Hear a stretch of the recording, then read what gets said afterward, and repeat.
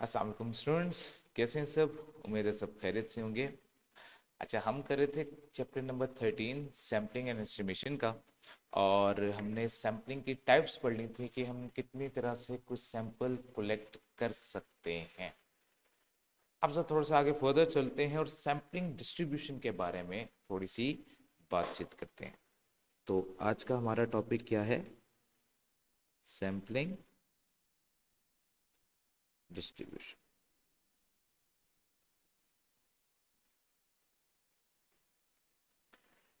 अच्छा, कहता है क्या है? Sampling distribution of a sample characteristics selected from many samples. हम बहुत सारे सैंपल्स होते हैं, उसके अंदर से कुछ सैंपल सेलेक्ट करते हैं। And the sampling distribution is the mean of the mean is a normal distribution. जब इसका मीन हम सैम्पलिंग डिस्ट्रीब्यूशन का कैलकुलेट करते हैं तो वो नॉर्मली डिस्ट्रीब्यूटेड होता है। अब नॉर्मल डिस्ट्रीब्यूशन क्या होता था, ये हमने चैप्टर नंबर 12 में बात की थी इसके बारे में। और कहता है sampling mean is a symmetrical about it's mean. तो नॉर्मल डिस्ट्रीब्यूशन कह लो या सिमेट्रिकल डाटा कह लो, बात तो एक ही होती थी। तो इसका मतलब है एक ही बात को उसने दो तरीके से बयान किया। And it has the same mathematical characteristics of all other normal distribution. कहता है इसकी वही कैरेक्टरिस्टिक्स हैं जो आपने नॉर्मल, यानी कि जो प्रॉपर्टीज आपने पढ़ी थी नॉर्मल डिस्ट्रीब्यूशन की, सेम वही प्रॉपर्टीज यहाँ पे क्या होती हैं, अप्लाई होती हैं। ठीक होगी बात। लेकिन अब वो किस तरह से नॉर्मल डिस्ट्रीब्यूशन कहलाता है, जरा इसके ऊपर हम थोड़ी सी बातचीत करेंगे कि how it will be a normal distribution. Normal distribution में क्या प्रॉपर्टी पड़ी थी? मीन और मीडियन बराबर होता है। सिमेट्रिकल डाटा में चैप्टर नंबर 8 में क्या बात पड़ी थी? जिस तेजी से फ्रीक्वेंसी इंक्रीज होती है उसी तेजी से जो है वो क्या होती है, फ्रीक्वेंसी डाउन होती है। फिर हमने वहां पे पढ़ा था ये एक दूसरे की मिरर इमेज प्रोवाइड करते हैं। तो क्या ये सारी चीजें सैम्पलिंग डिस्ट्रीब्यूशन के अंदर भी पाई जाती हैं? तो इस चीज को हम थोड़ा सा पहले अंडरस्टैंड करेंगे, फिर हम आगे इसको लर्न करेंगे। ठीक है, तो पहले चीज को समझते हैं कि क्या वाकई में ऐसा है कि ये नॉर्मली डिस्ट्रीब्यूटेड डाटा है या नॉर्मली डिस्ट्रीब्यूटेड डाटा नहीं है। तो उसके लिए हम पहले चलेंगे क्वेश्चन की तरफ। ठीक है, क्वेश्चन नंबर 1 की तरफ चलते हैं। क्वेश्चन नंबर 1 क्या कह रहा है? सवाल नंबर 1 आते हैं जरा। क्वेश्चन नंबर 1 में कह रहा है a sample of size 2 is taken from the population with replacement. Population with replacement का मतलब क्या होता है? विद रिप्लेसमेंट का मतलब है रेपिटेशन अलाउड। विद रिप्लेसमेंट का मतलब क्या है? Repetition allowed. That consist of 4 numbers. अब पॉपुलेशन कितने नंबर्स की है? टोटल 4 नंबर की। ठीक है, 10, 14, 18 एंड 22। तुम्हारा पॉपुलेशन डाटा कितना है? 10, 14, 18 एंड 22। ठीक होगी बात। अब मुझे क्या कैलकुलेट करना था? इस डाटा का मीन भी कैलकुलेट करना था और इस डाटा का वेरिएंस भी कैलकुलेट करना था। कौन से डाटा का? ये वाले डाटा का। ये मेरे पास क्या है? Population data. ये मेरे पास क्या है? Population data. इस पॉपुलेशन डाटा का मुझे क्या करना है? मुझे मीन भी कैलकुलेट करना और वेरिएंस भी। तो सिंपली क्या करूंगा? कैलकुलेटर पे जाऊंगा, वैल्यूज पुट करूंगा, मोड में जाऊंगा। ठीक है, उसके बाद 3 प्रेस करूंगा, उसके बाद 1 प्रेस करूंगा और यहाँ पे ये वैल्यूज पुट कर दूंगा। 10 is equal to 14 is equal to 18 is equal to 22। Data put हो गया, उसके बाद AC प्रेस कर दिया। अब मीन कैलकुलेट करने का क्या तरीका सीखा था? वो हमने चैप्टर नंबर 8 में सीखा था। हमने कहा था अगर हम शिफ्ट 1 4 2 कर दें तो ये मीन कैलकुलेट हो जाएगा। तो डाटा का मीन, पॉपुलेशन डाटा ना, तो पॉपुलेशन का मीन किससे डिनोट होता है? म्यू से। तो म्यू कितना कैलकुलेट हो गया इसका? 16। ठीक होगी बात। और इसी का अगर मुझे वेरिएंस कैलकुलेट करना है तो उसका क्या तरीका था? हमने पढ़ा था कि स्टैंडर्ड डेविएशन का जो स्क्वायर होता है वो मीन होता है और वेरिएंस होता है। और स्टैंडर्ड डेविएशन हमने कैलकुलेट करना सीखी थी कैलकुलेटर। तो वो किस तरह करते हैं? शिफ्ट 1 4 3, ये स्टैंडर्ड डेविएशन था और इसी का अगर मैं स्क्वायर ले लूं तो ये कितना बन जाएगा? तो मेरे पास जो वेरिएंस कैलकुलेट हो रहा है पॉपुलेशन का वो कितना हो रहा है? 20। ये तो सिंपल कहानी थी पार्ट 1 की। ठीक है, अब जरा चलते पार्ट टू पे। पार्ट टू में क्या कह रहा है, calculate the mean and variance of the sampling distribution of mean. तो सैम्पलिंग डिस्ट्रीब्यूशन ऑफ मीन से पहले हमें समझना पड़ेगा व्हाट इज सैम्पलिंग डिस्ट्रीब्यूशन। तो सबसे पहला काम हमने क्या सीखना है, हमने पार्ट टू में कि सैम्पलिंग डिस्ट्रीब्यूशन कैसे की जाती है। तो सबसे पहली चीज हम क्या लर्न करेंगे, सैम्पलिंग डिस्ट्रीब्यूशन। तो पहले तो सैंपल को डिस्ट्रीब्यूट करना सीख। अब मेरे पास पॉपुलेशन कितने नंबर्स की मौजूद थी, 4 नंबर्स की मौजूद थी, जिसमें से मुझे सैंपल साइज कितना चाहिए था, 2 का, सैंपल साइज 2। अब किस तरीके से, विद रेपिटेशन, तो रेपिटेशन तो अलाउड है, तो कोई नंबर है कि बस सिलेक्ट हो गया तो वो दोबारा भी हो सकता है। तो कितने डिफरेंट सैंपल बना सकता हूं मैं इसकी मदद से, तो बनाते हैं 10 और 10 हो सकता है, दोनों 10 10 हो जाए, या 10 14 हो सकता है, 10 18 हो सकता है, 10 22 हो सकता है, ठीक है। या क्या हो सकता है, 14 10 हो सकता है, 14 14 हो सकता है, या क्या हो सकता है, 14 18 हो सकता है, या 14 22 भी हो सकता है। फिर हमने कहा जी 18 10 हो सकता है, 18 14 हो सकता है, 18 18 हो सकता है, या 18 22 भी हो सकता है।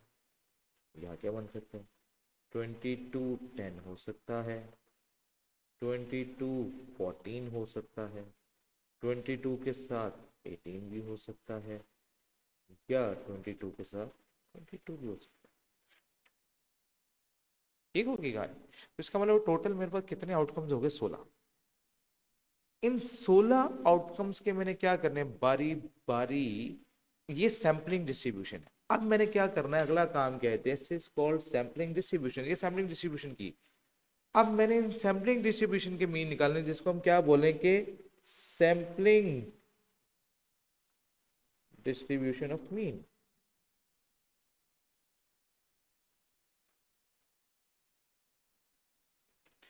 अब इन सब के मीन कैलकुलेट करने, लाइक सबसे पहले मैं किसकी तरफ जाऊंगा, इस 10 10 की तरफ जाता हूँ, 10 और 10, सबसे पहले मैं किसकी तरफ गया, इसकी तरफ, मैंने इसका मीन कैलकुलेट किया। सबसे पहले मैंने क्या किया, इसका मीन कैलकुलेट करने किया, तो दोनों को ऐड किया, डिवाइड बाई 2 कर दिया, तो 10 + 10 डिवाइड बाई 2 10 ही आता है। That is called sampling distribution of mean. अच्छा, अब नेक्स्ट वाले का कैलकुलेट किया, 10 और 14 का, तो 10 + 14, 10 + 14 डिवाइडेड बाई 2, ये आ गया 12। इसी तरह क्या आ गया, ठीक है, 10 + 18 divided by 2 will be equal to 14। Next वाले का क्या हो गया, 10 + 22 divide by 2 is equal to 16। ठीक होगी बात। इसी तरह नेक्स्ट कॉलम में चले गए, 14 + 10 divided by 2 is equal to 12, ठीक है, 12 आ गया, 14 + 14 divide by 2 14, 14 + 18 divide by 2 16, 14 + 22 divide by 2 18। फिर थर्ड कॉलम में गए, थर्ड कॉलम में उसने कहा 18 + 10 divided by 2 is equal 28 14, 18 + 14 32, 32 divide by 2 16, 18 + 18 36 divide by 2 18, and 18 + 22 which is equal to 40, 40 divided by 2 is equal to 20।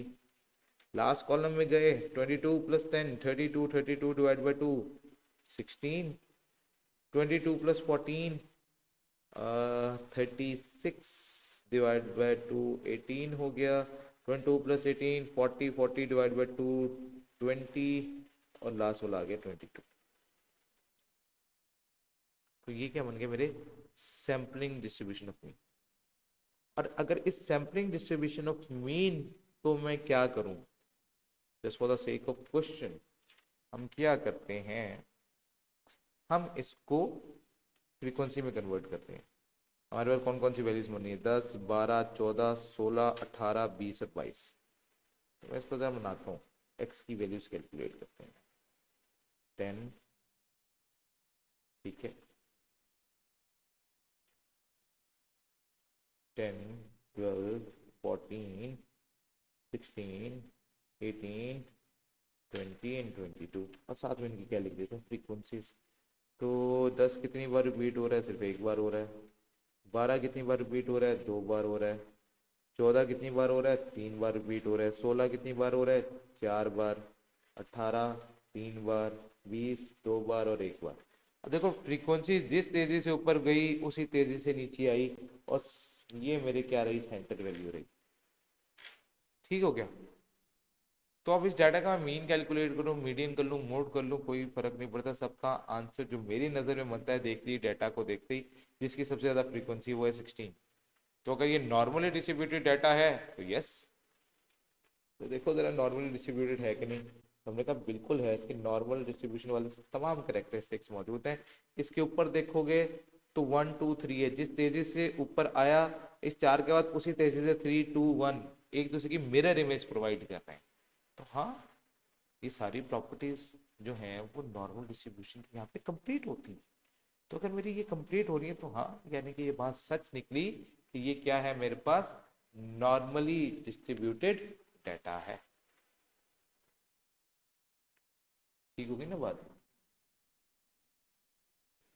तो एक चीज से तो बात क्लियर होगी, ये जो सैम्पलिंग डिस्ट्रीब्यूशन ऑफ मीन है, सैम्पलिंग डिस्ट्रीब्यूशन है, ये हमारा क्या है, नॉर्मली डिस्ट्रीब्यूटेड डाटा।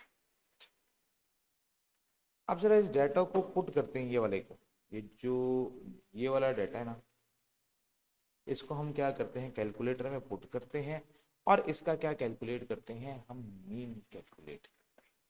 ठीक है, अब मैं जाता हूँ और मैं इसको क्या करता हूँ, मीन कैलकुलेट करता हूँ। तो गए हमने क्या किया, हमने इसका मोड प्रेस किया, 3 प्रेस किया और 1 प्रेस किया। यहाँ पे ये तमाम वैल्यूज आ गई।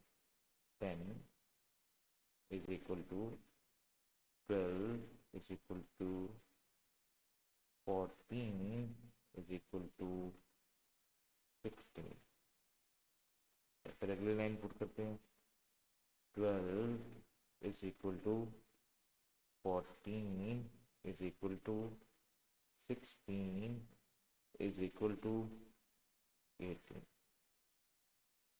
फिर अगली लाइन की तरफ चले गए, 14 is equal to 16 is equal to 18 is equal to 20। फिर अगली लाइन की तरफ चले गए, 16 is equal to 18 is equal to 20 is equal to 22। अब ये जो सैम्पलिंग डिस्ट्रीब्यूशन ऑफ मीन थी, ये इसका डाटा मैंने सारा कर दिया। अब उसने मुझसे मांगा क्या था, तो देखो उसने मांगा था calculate the mean and variance of sampling distribution of mean. अब सैम्पलिंग डिस्ट्रीब्यूशन ऑफ मीन का डाटा मैंने पुट कर दिया। अब इस डाटा का मुझे क्या चाहिए, मीन और स्टैंडर्ड डेविएशन। ठीक है, तो मैं गया AC प्रेस कर दिया, मैंने कहा जी AC कर देते हैं, और ये शिफ्ट 1 4 2 किया तो मीन कैलकुलेट होगा। तो मीन कितना कैलकुलेट हुआ, तो हमने कहा जी मीन मेरे पास कैलकुलेट हुआ है, mean of sampling distribution of mean is equal to 16। Mean of sampling distribution of mean को हम किससे डिनोट करते हैं, हमने कहा जी mean of sampling distribution of mean of sampling distribution of mean will be denoted by mu x bar। ठीक होगी कहानी। तो हमने mu x bar से इसको क्या कर दिया, डिनोट कर दिया। अब जब मैंने ये कैलकुलेट किया तो इसका आंसर मेरे पास क्या आया, मेरे पास 16। और अगर इसी का वेरिएंस कैलकुलेट करने जाऊं तो शिफ्ट 1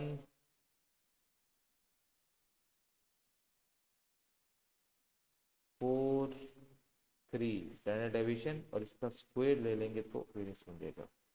तो इसको क्या बोलेंगे, वेरिएंस ऑफ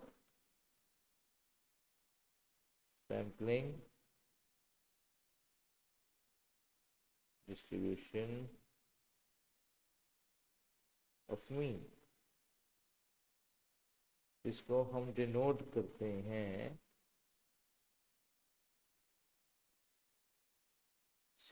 तो इसका जवाब क्या आ गया 10। और ये दोनों आंसर किसके, इस डेटा के, इस डेटा के ये दो आंसर हमने क्या कर लिए, कैलकुलेट कर।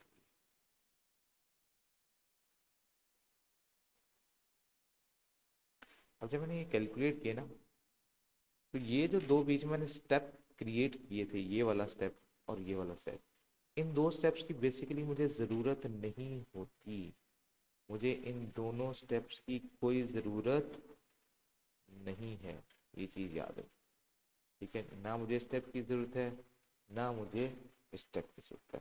तो मैं इन स्टेप को क्या करूँगा, बेसिकली इग्नोर करूँगा। मैं डायरेक्टली क्या कर सकता हूँ, अगर मेरे पास ये वाला डाटा मौजूद है और ये वाला डाटा मौजूद है तो इसकी मदद से मैं क्या कैलकुलेट कर सकता हूँ, मैं इसकी मदद से mean of sampling distribution of mean calculate कर सकता हूँ। मैं इसकी मदद से मैं variance of sampling distribution of mean को कैलकुलेट कर सकता हूँ। Directly possible. अब डायरेक्टली कितना पॉसिबल है, मैं डायरेक्टली इस आंसर से इन आंसर तक कैसे पहुंचूंगा, ये देखो ये ऊपर फार्मूला। रेपिटेशन लाउ थी ना, विद रेपिटेशन वाला सवाल था। तो कहता है mean of sampling distribution mean is equal to the mean of the population. तो ये मीन ऑफ पॉपुलेशन के बराबर है। तो अगर ये इसके बराबर है तो इसका फॉर्मूला क्या बना, basically mean of sampling distribution of mean, the mean of sampling distribution of mean is mean of the population। तो अगर मीन ऑफ द पॉपुलेशन मेरे पास कितना कैलकुलेट हुआ था 16, तो automatically mean of sampling distribution mean कितना हुआ 16। तो मैंने भी देखो क्या कैलकुलेट किया था, 16 ही कैलकुलेट किया। ठीक होगी बात। इसी तरह अगर मैं वेरिएंस देखूं तो वेरिएंस का फॉर्मूला क्या था विद रेपुटेशन में, कहते हैं variance of sampling distribution of mean is equal to variance of population divided by N. ठीक है, अब देखो करते हैं जरा। अब वेरिएंस ऑफ पॉपुलेशन मैंने कितना कैलकुलेट किया था इधर 20। तो मैं गया, मैंने 20 को डिवाइड किया, एन क्या था सैंपल साइज। सैंपल साइज कितना कैलकुलेट हो रहा था इसके अंदर, उन्होंने कहा था सैंपल साइज 2 है तो डिवाइड बाय 2। तो 10 डिवाइड बाय 2 करोगे तो 20 डिवाइड बाय 2 करोगे तो क्या आंसर आएगा 10। तो ये तो यहाँ पे मैंने 10 ही कैलकुलेट किया। तो मैं डायरेक्ट इन आंसर्स तक पहुंच सकता हूं, मुझे ये वाला स्टेप करने की जरूरत नहीं है, मुझे ये वाला स्टेप करने की जरूरत नहीं है। तो मैं इनके बगैर भी गुजारा कर सकता हूँ। ये सिर्फ लर्निंग पर्पसेस के लिए मैंने बताया कि पीछे कहानी होती क्या है। लास्ट के आगे कैलकुलेट द स्टैंडर्ड एरर। अब स्टैंडर्ड एरर क्या होता है, स्टैंडर्ड एरर होता है, अगर मैं बात करूं स्टैंडर्ड एरर किसका दूसरा नाम है, तो स्टैंडर्ड एरर कह दो या एक और नाम भी इसका, वो क्या है, standard deviation of sampling distribution of mean.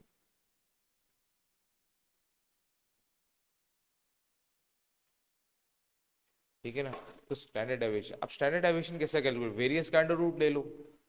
यानी कि इस वैल्यू का अगर मैं क्या ले लूं, अंडर रूट ले लूं, अगर मैं इस वैल्यू का क्या ले लूं, अंडर रूट ले लूं, तो मेरे पास क्या कैलकुलेट हो जाएगा। यानी कि अगर मैं इसका क्या किया, मैंने इसको अंडर 10 लिख दिया, यानी कि 10, तो ये कितना आ जाएगा, ये मेरे पास आंसर किसका हो गया, standard deviation of sampling distribution mean या स्टैंडर्ड एरर का, विच इज इक्वल टू 3.16। वैसे इसका खुद का फॉर्मूला क्या है, इसका खुद का फॉर्मूला है स्टैंडर्ड एरर का स्टैंडर्ड डेविएशन ऑफ पॉपुलेशन, ठीक है, standard deviation of population divided by under root N, ठीक है। अब स्टैंडर्ड डेविएशन ऑफ पॉपुलेशन कितना बनता था, ये पॉपुलेशन का वेरिएंस था। तो अगर मैं इसका स्टैंडर्ड डेविएशन कैलकुलेट करने जाऊं, तो इसका स्टैंडर्ड डेविएशन क्या कैलकुलेट होगा, under root 20 will be equal to 4.47। अगर मैं डायरेक्ट आंसर निकालने जाता तो कैसे होता, मैं लिखता 4.47 स्टैंडर्ड डेविएशन ऑफ पॉपुलेशन है, इसको डिवाइडेड बाय अंडर रूट 2 कर देता, तो देखो क्या बनता है। Let's check the answer, 4.47 divided by under root 2, तो देखो सेम वही आंसर बन रहा है 3.16।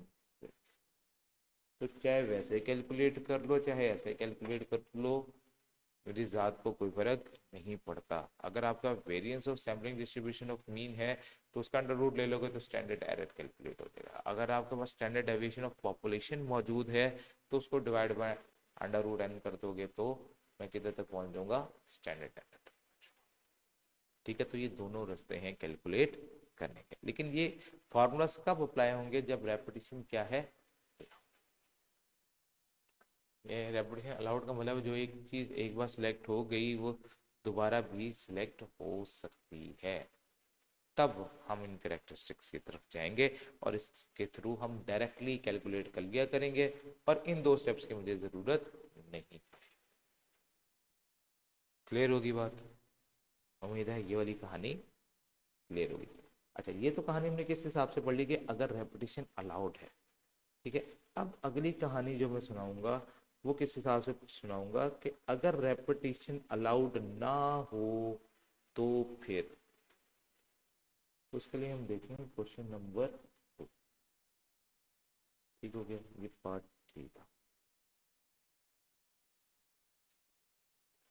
क्वेश्चन नंबर 2 कहता है सैंपल ऑफ साइज 2, वैसे सैंपल साइज क्या है 2 का, is taken from population without replacement। अब रेपिटेशन अलाउड नहीं है, ये है that has 5 values, values total 5 है मेरे पास, 4 7 10 13 16, 4 7 10 13 एंड 16। सबसे पहले मैंने calculate mean and variance of the पहले तो इस पॉपुलेशन का मीन और वेरियंस कैलकुलेट करते हैं। हमने कहा मोड, मोड के बाद 3, 3 के बाद 1, डाटा पुट करेंगे, 4 is equal to 7 is equal to 10 is equal to 13 is equal to 16, data put हो गया, इसी प्रेस कर दिया, शिफ्ट 1 4 2 करेंगे तो मीन कैलकुलेट होगा। तो इस डाटा का जो मीन है वो कितना कैलकुलेट हुआ है, वो 10 कैलकुलेट, और इस डाटा का जो वेरिएंस है वो क्या कैलकुलेट होगा, ये पॉपुलेशन डाटा है, तो शिफ्ट 1 4 3 का स्क्वायर, तो ये कैलकुलेट होगा, ठीक है। पार्ट 2 में इसने क्या कहा, calculate mean and variance of sampling distribution of, तो पहले तो मुझे क्या करनी पड़ेगी, सैम्पलिंग डिस्ट्रीब्यूशन करनी पड़ेगी, ठीक होगी बात। तो पहले तो सैम्पलिंग डिस्ट्रीब्यूशन करते हैं, हम लोग वैसे 2 सिलेक्ट करने थे लेकिन रेपुटेशन अलाउड नहीं है, तो क्या क्या सिलेक्शन हो सकती है। हमने कहा जी 4, 4 तो नहीं हो सकता, 4 7 हो सकता है, फिर 4 10 हो सकता है, 4 13 हो सकता है, 4 16 हो सकता है, या क्या हो सकता है, 7 के साथ 4 हो सकता है, 7 के 7 तो नहीं हो सकता, बस 7 के साथ 10 ज़रूर हो सकता है, 7 के साथ 13 हो सकता है, 7 के साथ 16 हो सकता है, 7 के बाद आगे 10, 10 4 हो सकता है, 10 के आगे 10 7 हो सकता है, 10 10 नहीं हो सकता है, 10 13 हो सकता है, 10 16 हो सकता है। तो उसके बाद क्या आ गया हमारे पास 13, 13 4 हो सकता है, 13 7 हो सकता है, 13 10 हो सकता है, 13 13 नहीं हो सकता, बट 13 16 हो सकता है। इसके बाद क्या है हमारे पास, इसके बाद हमने कहा जी अगला था 16, 16 4 हो सकता है, 16 7 हो सकता है, 16 10 हो सकता है, 16 13 हो सकता है। ठीक है ना, ये पॉसिबिलिटी हमारे पास बन सकती है। और अगला क्या चीज़ कैलकुलेट करनी सीखी, सैम्पलिंग डिस्ट्रीब्यूशन ऑफ मीन, इनका मीन कैलकुलेट करें, सैम्पलिंग डिस्ट्रीब्यूशन ऑफ मीन, और इन सबके मीन कैलकुलेट करते हैं। पहले फर्स्ट लाइन की तरफ आते हैं, 4 plus 7 11 11 divide by 2 5.5, 4 plus 10 14 14 divided by 2 7, 4 plus 13 17 divided by 2 8.5, and 4 plus 16 20 divided by 2 10। Next column की तरफ चले, 7 plus 4 11 divided by 2 5.5, plus 7 plus 10 17 divided by 2 8.5, 7 plus 13 20 divided by 2 10, and 7 plus 16 23 divided by 2 11.5, 10 plus 4 14 by 2 7, 10 plus 7 17 divided by 2 8.5, 8 plus 13 23 23 divided by 2 11.5, 10 plus 16 26 divided by 2 13, 13 plus 4 17 divided by 2 8.5, 7 plus 13 20 divided by 2 10, 13 plus 10 divided by 2 11.5, and 13 plus 6 29 divided by 2, तो 14.5। Next आ गया 20 10 11.5 26 13 and 29 14.5। अब इसमें सबसे छोटी value मुझे क्या मिली, बनाते हैं जरा, ऐसे बनाते हैं इसको। पहली थी 5.5, 5.5 के बाद अगली वैल्यू थी 7, 7 के बाद थी 8.5, 8.5 के बाद थी 10, 10 के बाद थी 11.5, और उसके बाद थी 13, तब 13 के बाद थी 14.5। 5.5 कितनी बार रिपीट हो रहा था जी, 2 बार। 7 कितनी बार रिपीट हुआ, वो भी 2 बार। 8.5 हुआ 1 2 3 4 दफ़ा। 10 कितने दफ़ा रिपीट हुआ, 1 2 3 4 दफ़ा। 11.5 1 2 3 4 दफ़ा। 13 2 दफ़ा, 14 भी 2 दफ़ा। तो अगर मैं जाऊं कि प्रॉपर्टी के ऊपर, तो ये थी मेरी मिडल वैल्यू। इस मिडिल वैल्यू से ऊपर देखो या नीचे देखो, एक दूसरे की क्या दे रहे हैं, मिरर इमेज प्रोवाइड कर रहे हैं।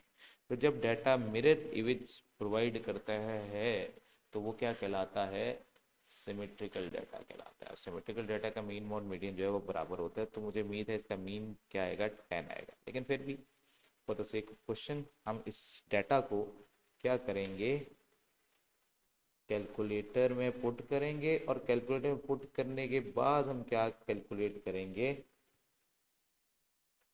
Mean of sampling, mean of sampling distribution of mean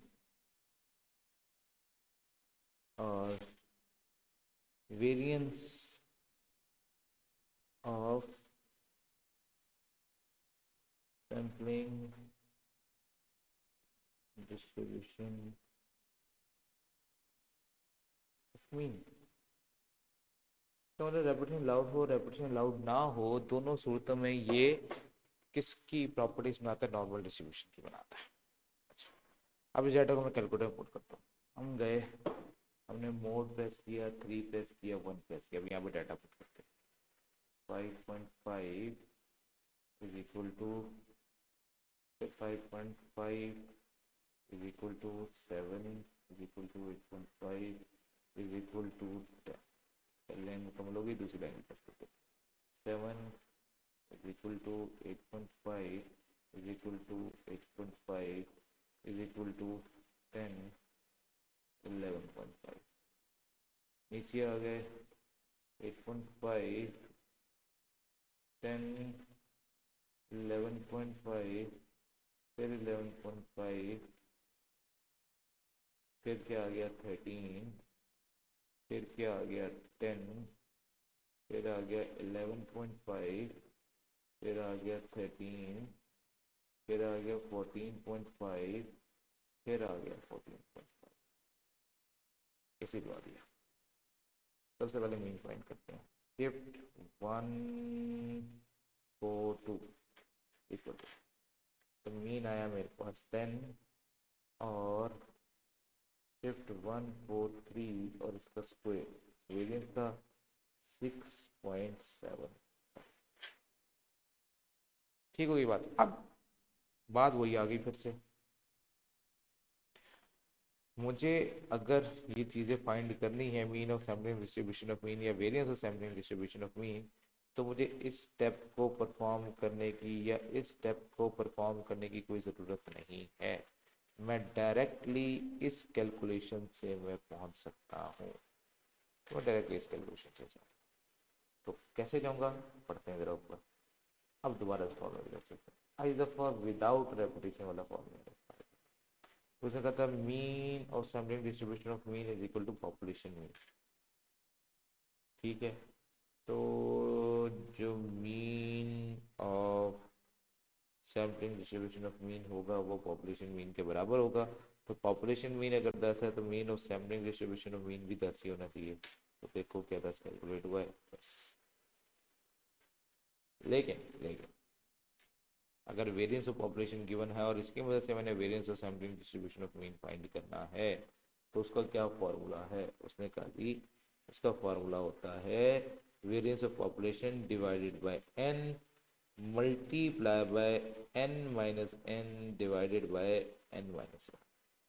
अब ये जो चीज़ है ना, ये वाली कहानी, ये वाली कहानी कहलाती है FPC। What is FPC? FPC होता है फाइनाइट पॉपुलेशन करेक्शन। ठीक, तो ये फॉर्मूला अप्लाई करके देखते हैं कैसे वेरिएंस वाकई में कैलकुलेट होता है या नहीं।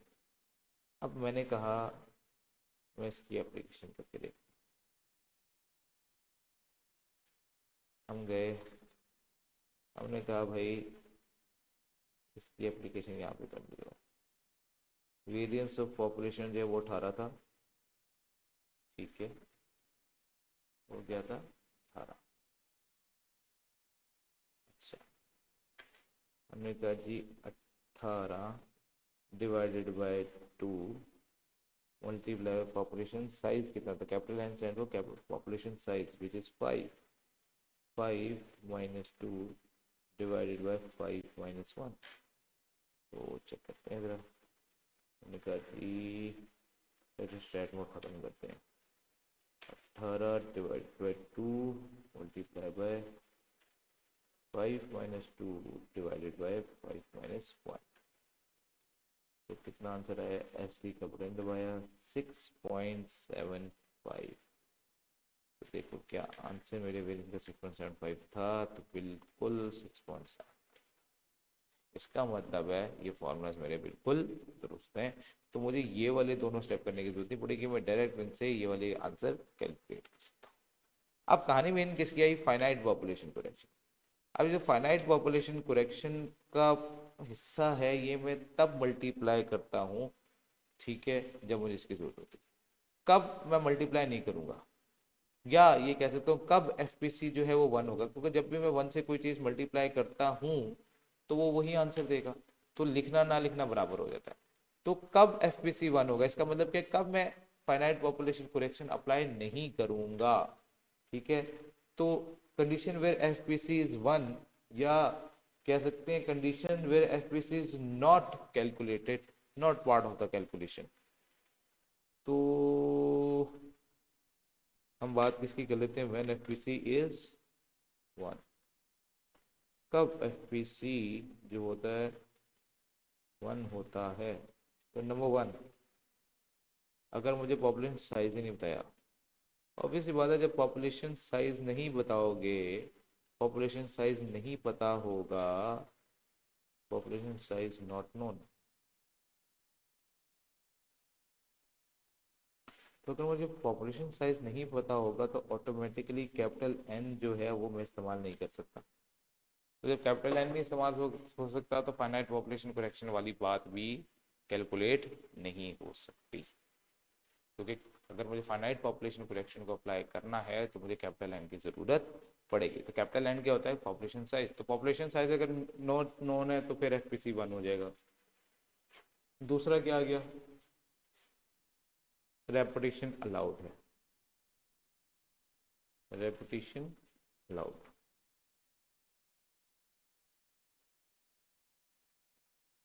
तो अगर रेपिटेशन अलाउड हो गई तब भी हम क्या करेंगे? हम एफपीसी को 1 रख लेंगे। तीसरी सूरत क्या हो गई? तीसरा उसने कहा अगर आपका sample size is less than 5% of population,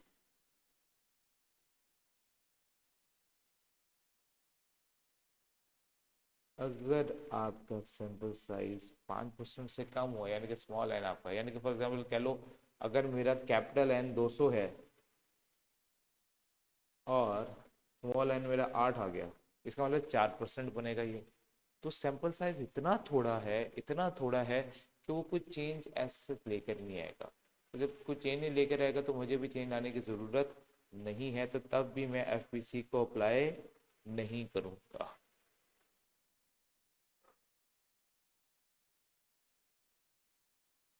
FPC apply,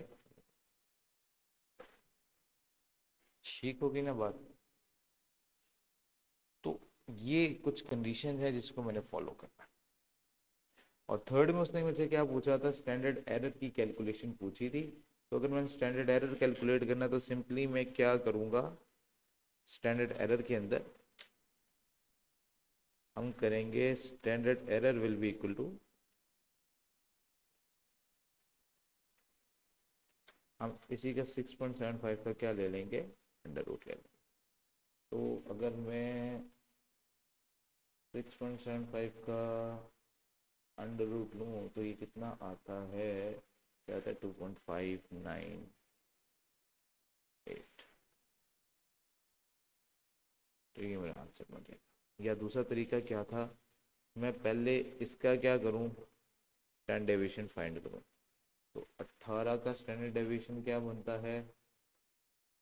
4.24।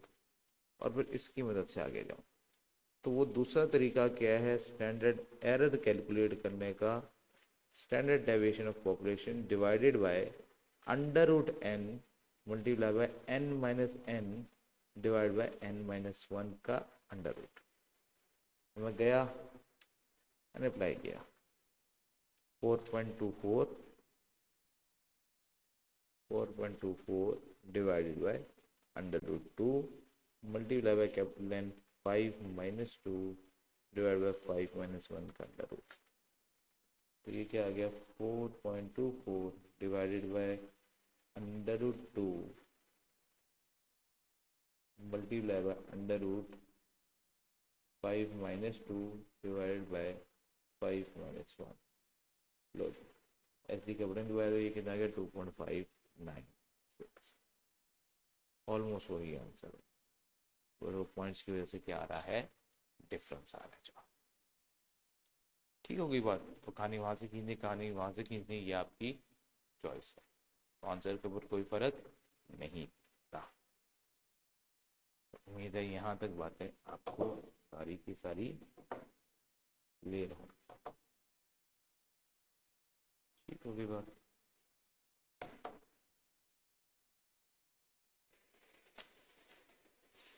चलिए अब हम चलते हैं आगे नेक्स्ट क्वेश्चन की तरफ। हम चलते हैं क्वेश्चन नंबर 3 की तरफ। उम्मीद है यहाँ तक बातें सबको क्लियर होगी। अब हम डायरेक्टली अप्लाई करके देखते हैं कि उस टेबल को बनाए बगैर हम चीज़ों को किस तरह से इवेल्युएट कर सकते हैं, या चीज़ें किस तरह कैलकुलेट की जा सकती हैं। हम कहानी शुरू करेंगे सवाल नंबर 3 से। ठीक होगी बात। सवाल नंबर 3 में क्या कह रहा है, what will be the mean of sampling distribution of mean from a sample size of 10 with the replacement? Repetition allowed है, ठीक है, हमने कहा जी repetition तो allowed है। if mean of the population is, अगर मीन ऑफ पॉपुलेशन जो है वो 27 है तो बताओ mean of sampling distribution of mean क्या होगा। तो भाई चाहे रेपिटेशन अलाउड है चाहे रेपिटेशन नॉट अलाउड है, mean of sampling distribution of mean will always equal to their population mean. That means कि mean of sampling distribution of mean is equal to 27। ये मेरा क्या बन गया आंसर। ठीक होगी बात। क्वेश्चन नंबर 4 में क्या कह रहा है, what will be the variance of sampling distribution of mean। अच्छा of mean from sample size of 16 with replacement का मतलब है रेपिटेशन अलाउड है if variance of population is 40। अगर वेरिएंस ऑफ पॉपुलेशन जो है वो 40 है तो बताओ variance of sampling distribution of mean कितना होगा। ठीक है, तो फॉर्मूला क्या था, variance of sampling distribution of mean is equal to variance of population divided by sample size. तो सैंपल साइज उसने मुझे कितना प्रोवाइड कर रखा है, सैंपल साइज प्रोवाइड किया हुआ 16। तो हमने क्या किया 40 को 16 पर डिवाइड कर दिया। तो जब मैं 40 को 16 पर डिवाइड करूंगा तो आंसर क्या आएगा 2.5। एक मेरा क्या बन गया आंसर। ठीक होगी बात। इसी तरह हम आगे चलेंगे सवाल नंबर 5 की तरफ। What will be the variance of sampling distribution of mean. फिर से variance of sampling distribution of mean मांगा गया। सैंपल साइज 25 विद रिप्लेसमेंट के रेपिटेशन अलाउड है। If standard deviation of population, standard deviation of population बताई गई 8 है। अगर स्टैंडर्ड डेविएशन ऑफ पॉपुलेशन जो है वो 8 है तो मुझे तो निकालना है वेरिएंस। तो variance of sampling distribution of mean का फॉर्मूला था variance of population divided by N. तो मुझे पहले वेरिएंस ऑफ पॉपुलेशन कैलकुलेट करना पड़ेगा। तो वो होगा 8 का स्क्वायर, 8 का स्क्वायर होगा 64। तो 64 डिवाइडेड बाय 25। ठीक होगी बात। तो हमने कहा ठीक है 64 divide by 25 will be equal to 2.56। ये मेरा क्या बन जाएगा आंसर बन जाएगा। ठीक होगी बात। चलिए जी इसी तरह आगे चलते हैं सवाल नंबर 6 की तरफ। कहते हैं what will be the standard deviation of sampling distribution of mean from a sample size of 64. अच्छा, आपने फाइंड करना है standard deviation of sampling distribution of mean. अगर आपके पास सैंपल साइज जो है वो 64 है, विद रिप्लेसमेंट के रेप्लिकेशन लाउड है, और वेरिएंस ऑफ पॉपुलेशन बताया हुआ है विच इज इक्वल टू 1.4। तो रेप्लिकेशन अलाउड के अंदर स्टैंडर्ड एरर का फॉर्मूला क्या था? Standard deviation of population divided by under root N. अब मुझे इसके लिए क्या निकालना पड़ेगा? Standard deviation of population. तो 144 का अंडर रूट ले लेंगे विच इज इक्वल टू 12। ये 12 आएगा, तो यहाँ पे 12 पुट करेंगे डिवाइडेड बाय अंडर रूट 64।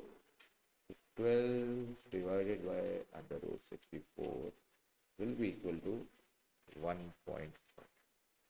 तो ये मेरा क्या बन जाएगा? अच्छा,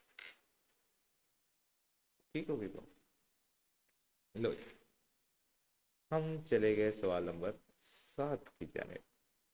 सवाल नंबर 7 में क्या, what will be the standard deviation of sampling distribution of mean, यानी कि स्टैंडर्ड एरर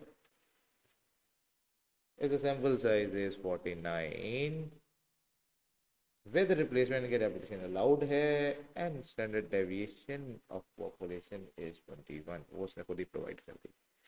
तो स्टैंडर्ड एरर का फॉर्मूला क्या था? Standard deviation of population divide by under root N. Standard deviation of population given है मुझे 21 डिवाइड बाय अंडर रूट 49। तो 21 divided by under root 49, ये मेरे पास क्या बन जाएगा?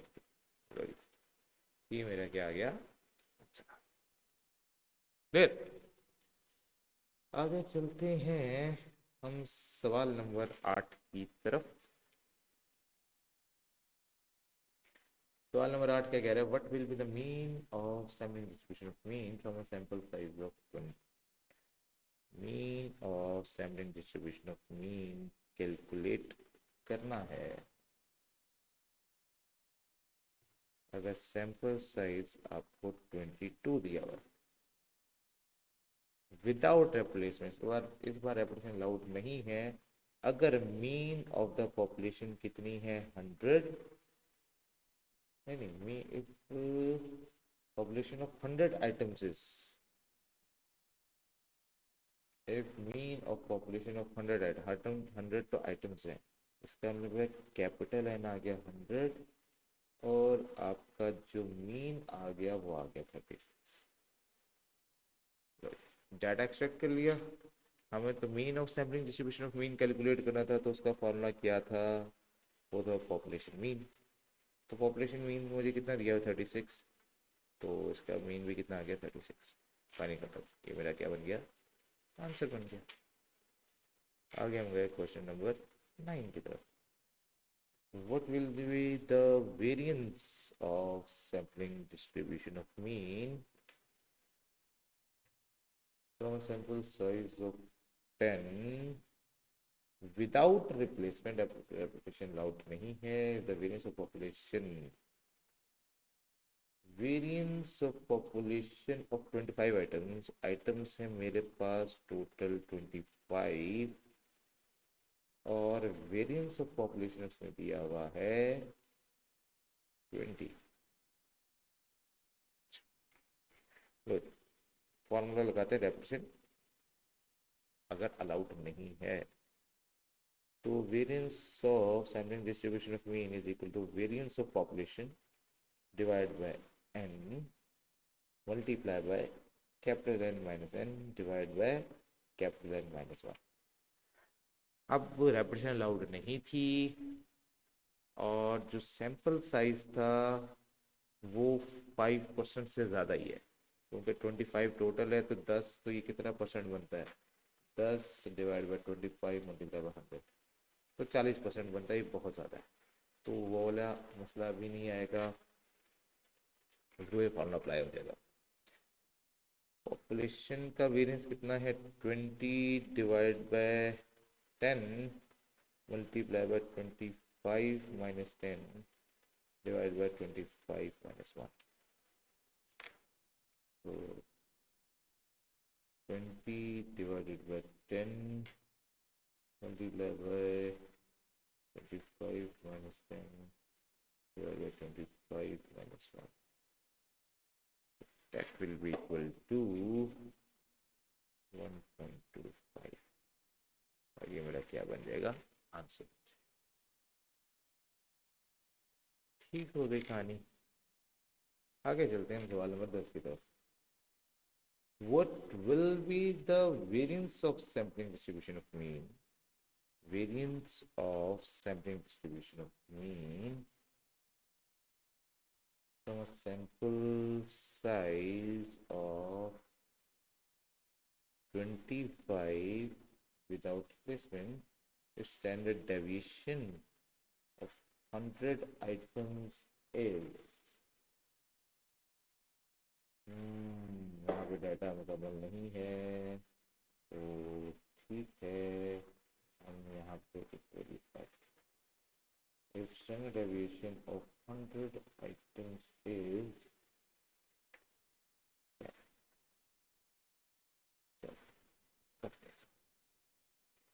अच्छा जी, तो n आ गया मेरे पास 25 without replacement, repetition not allowed, population है 100 आइटम्स की और जो स्टैंडर्ड डेविएशन है वो है 10। तो वेरिएंस का फॉर्मूला क्या था?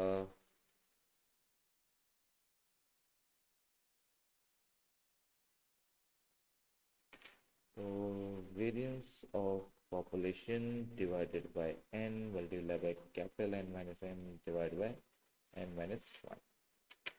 अब मुझे यहाँ पे वेरिएंस चाहिए था तो इसका वेरिएंस कैलकुलेट किया तो इसका स्क्वायर ले लेंगे 10 का, तो 10 का स्क्वायर हो जाएगा 100।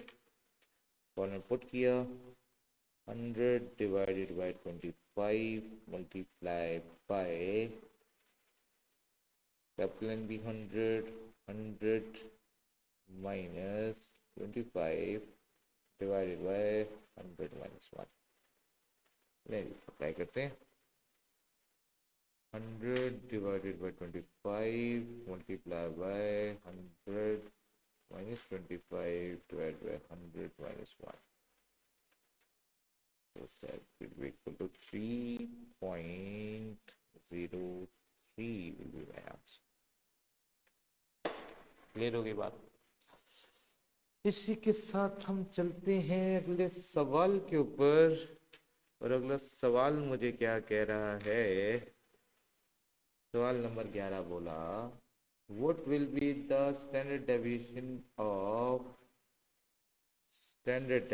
sampling distribution of mean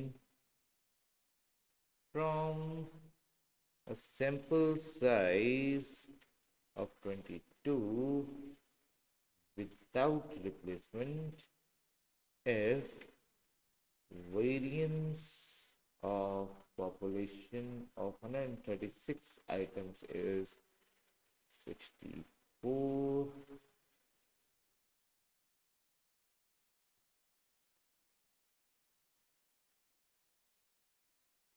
ठीक है।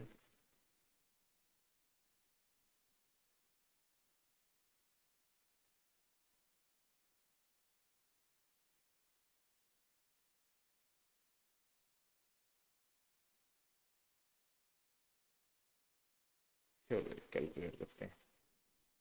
विदाउट रिप्लेसमेंट है तो रेपिटेशन नॉट अलाउड वाला फॉर्मूला अप्लाई होगा, लेकिन हमने क्या फाइंड करना है इसके अंदर?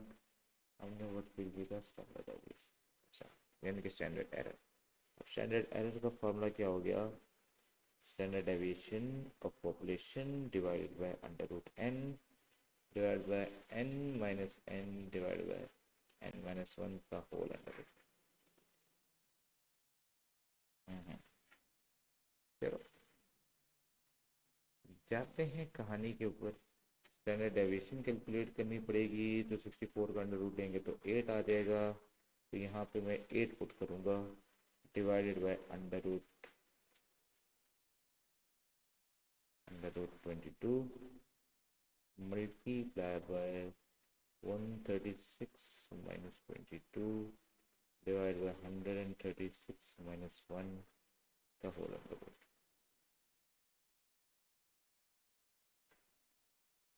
Eight divide by under root 22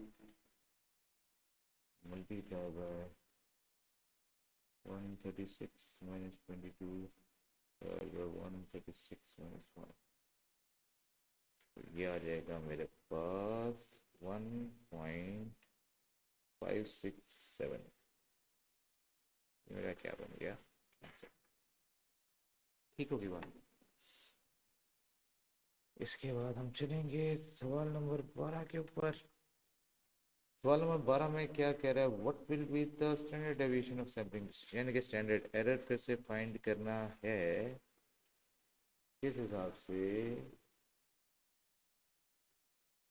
if sample size is 49 without replacement and if standard deviation of population of 200 items is 7, standard deviation PV है 7, कैपिटल एन दिया गया 200। तो फॉर्मूला क्या था, रेपिटेशन नॉट अलाउड के अंदर हमने कहा standard error will be equal to standard deviation of population divide by under root N multiply by N minus N divide by N minus under root.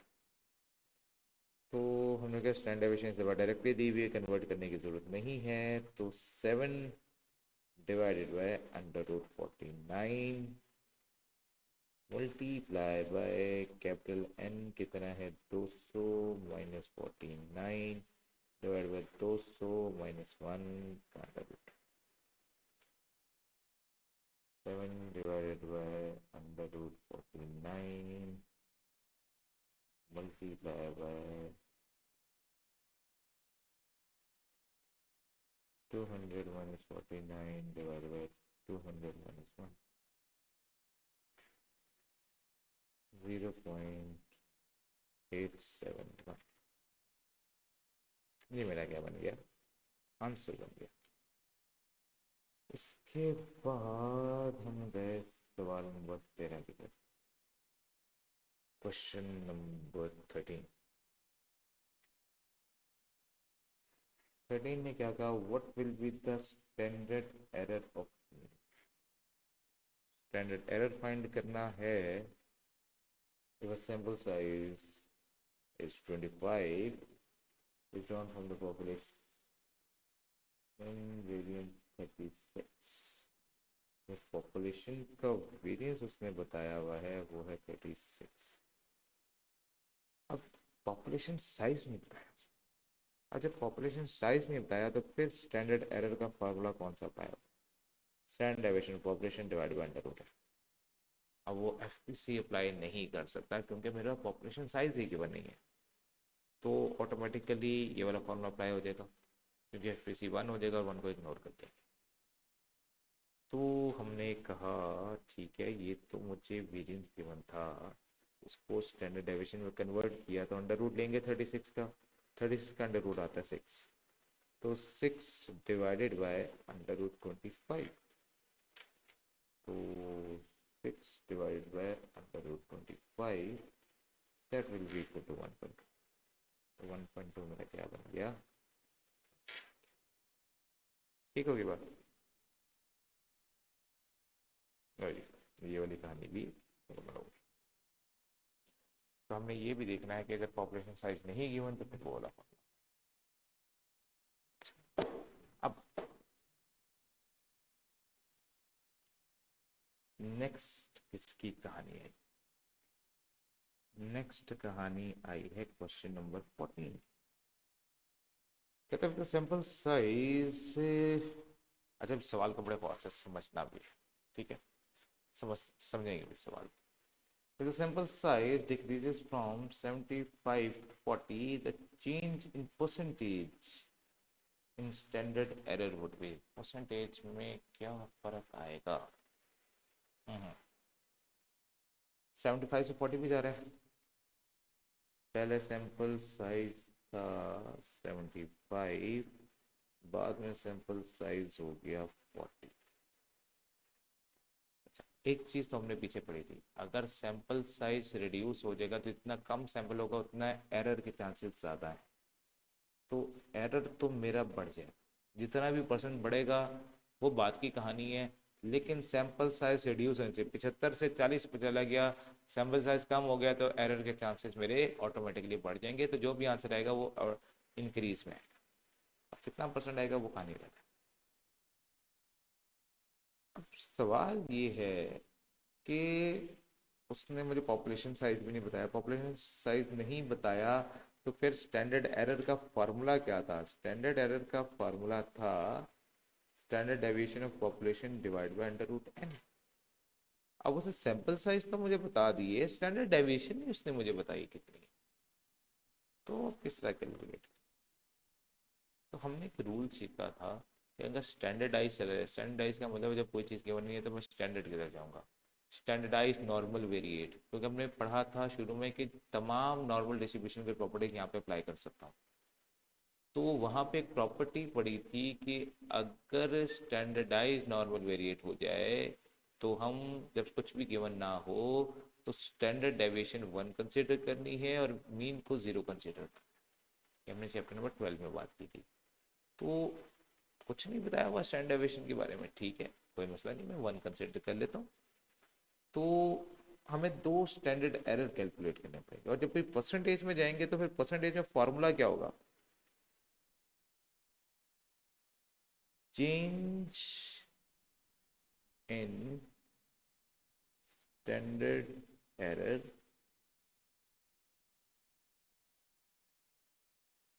Percentage की बात,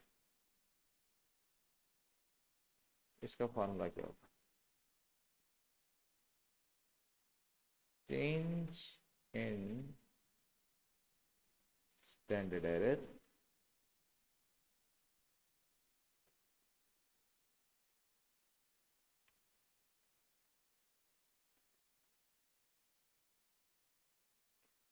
change, यहाँ पे लफ्ज इस्तेमाल करना चाहिए difference in standard error divided by old standard error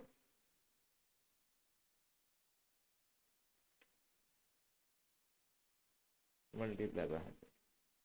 तो ये आपको परसेंटेज में जो है स्टैंडर्ड एरर का चेंज कैलकुलेट करेगा, difference in standard error divide by old standard error multiply by, पहले तो मैं स्टैंडर्ड एरर कैलकुलेट करूँ, n1 का लेगा n2 का लेगा, तो पहले स्टैंडर्ड एरर 1 कैलकुलेट करते हैं। तो स्टैंडर्ड एरर 1, स्टैंडर्ड एरर, तो स्टैंडर्ड डेविएशन थी 1 डिवाइडेड बाय अंडर रूट 70, तो 1 divided by under root 75, that will be equal to 0.1154। और अगर इसी तरह मैं दूसरा स्टैंडर्ड एरर कैलकुलेट करूँ, that will be equal to 1 divided by under root 40। तो इधर मैं 40 लगा दूंगा, that will be equal to 0.1581।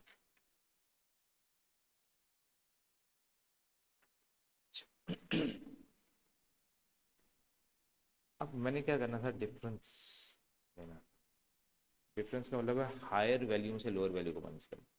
तो हम क्या करेंगे, 0.1581 बड़ी वैल्यू, इसमें से छोटी वैल्यू 0.1154 को माइनस कर देंगे, divided by old standard error, पुराना कौन सा है, कहानी कहाँ पे चल रही थी, पहले आइटम्स कितनी थी 75 थी, 75 से 40 बड़ी, तो पुराना 75 था, 75 वाला स्टैंडर्ड एरर जो है वो इस्तेमाल करेंगे, तो वो था 0.1154, और परसेंटेज में कन्वर्ट करने के लिए मल्टीप्लाई हुआ, तो हमने लिखा 0.1581 minus 0.1154 divided by 0.1154 multiply by equal to कितना परसेंट आया, 37%। तो ये 37% का क्या आया, इंक्रीज या डिक्रीज? तो मैंने कहा मेरा सैंपल साइज रिड्यूस हुआ है, तो 37% इंक्रीज इन एरर है, इंक्रीज इन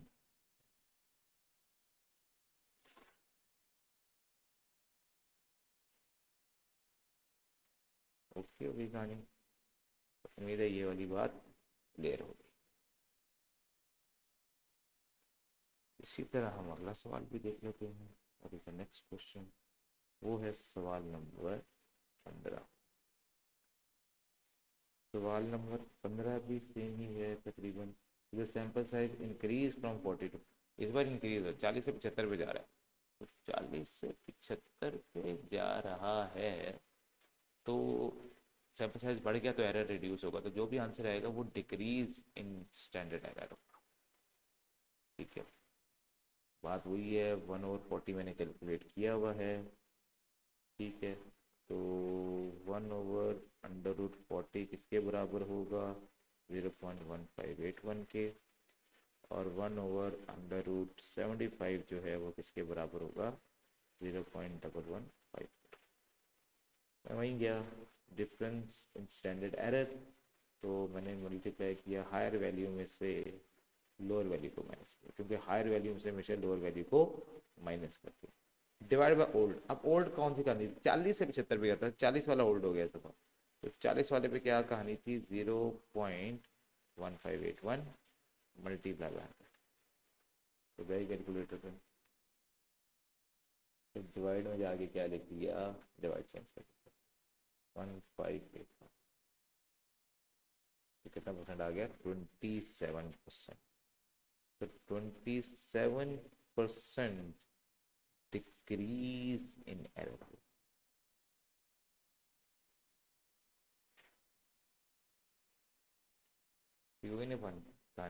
ये इसका क्या बन जाएगा, आंसर हो जाएगा, क्योंकि हमने कहा था सैंपल साइज इंक्रीज करेंगे तो एरर हमेशा क्या होगा, रिड्यूस होगा। ठीक होगी बात। तो उम्मीद है यहाँ तक कहानी आप सबको क्लियर होगी। बाकी इंशाल्लाह अगले लेक्चर में मुलाकात करेंगे, तब तक